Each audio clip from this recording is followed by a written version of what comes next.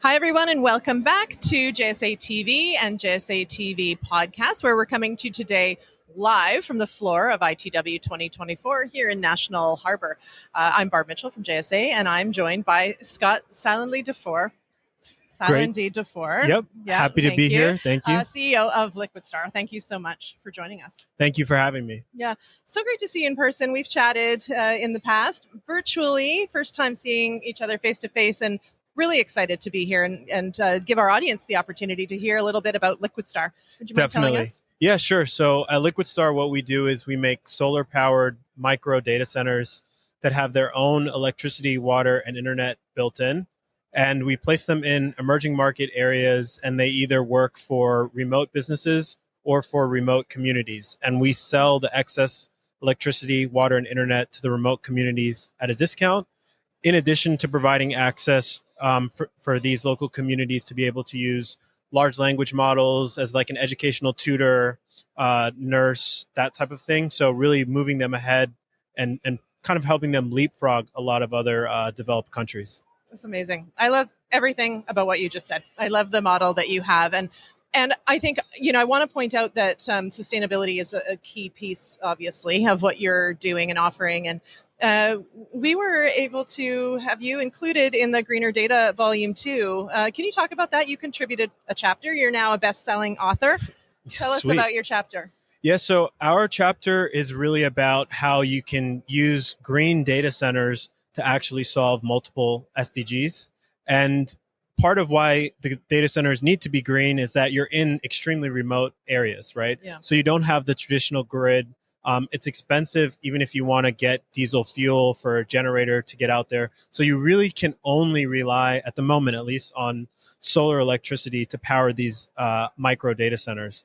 And the other part about it is by solving multiple SDGs, solving these data centers, you actually have an opportunity to change the business model around data centers. So we're using solar electricity to power the data center, pull water from the air using atmospheric water generation to cool the data center, and then obviously using internet and Starlink to do that in remote areas, and then providing all of that to the local people that live around our micro data centers, or waypoints, as we call them. So it's been pretty amazing to see, how people have used the micro data center, and a lot of that and some of those images are in the chapter in the book. Amazing.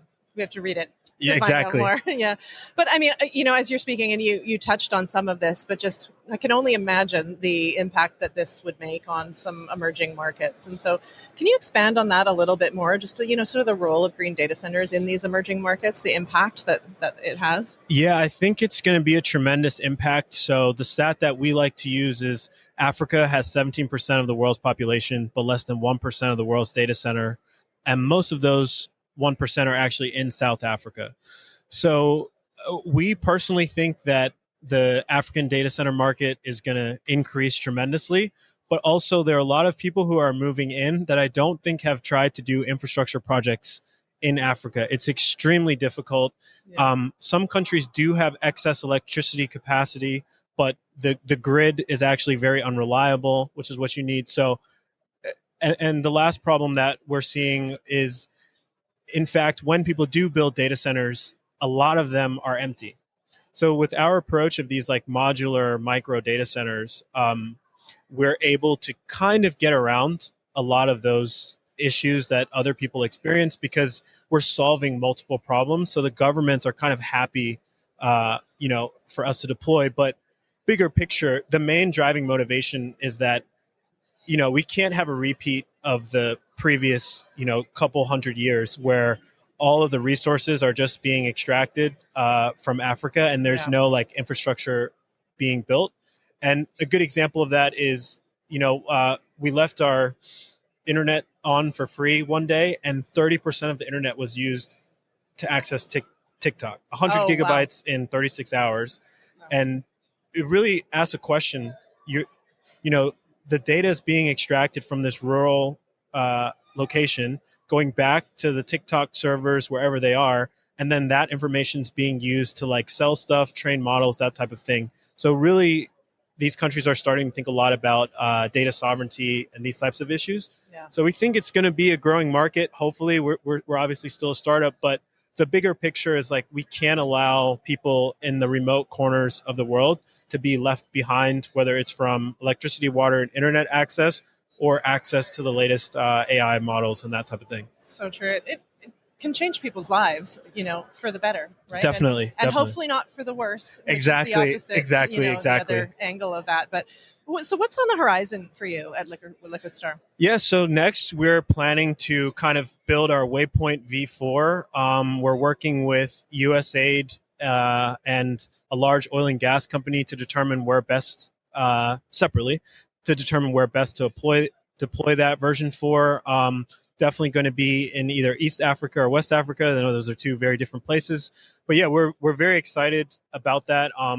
We really have, I think, right now we have really deployed, probably for the first time ever, like a large language model in a completely remote area in Africa, to the point where they have access to something that people here in the US, might not have access to. So our main goal is to expand that to as many people as possible, as quickly as possible, because the race for AI and data centers as well is exponential.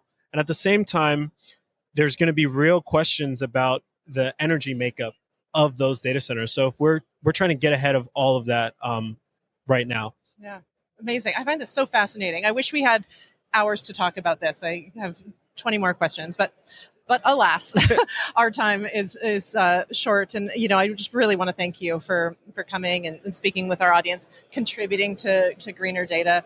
Everything you have to say is really important, for our industry, for the world. I have to say. Thank you so much. I'm happy to be a part of it and happy to be here. So again, appreciate it. Yeah, thank you. Thank you.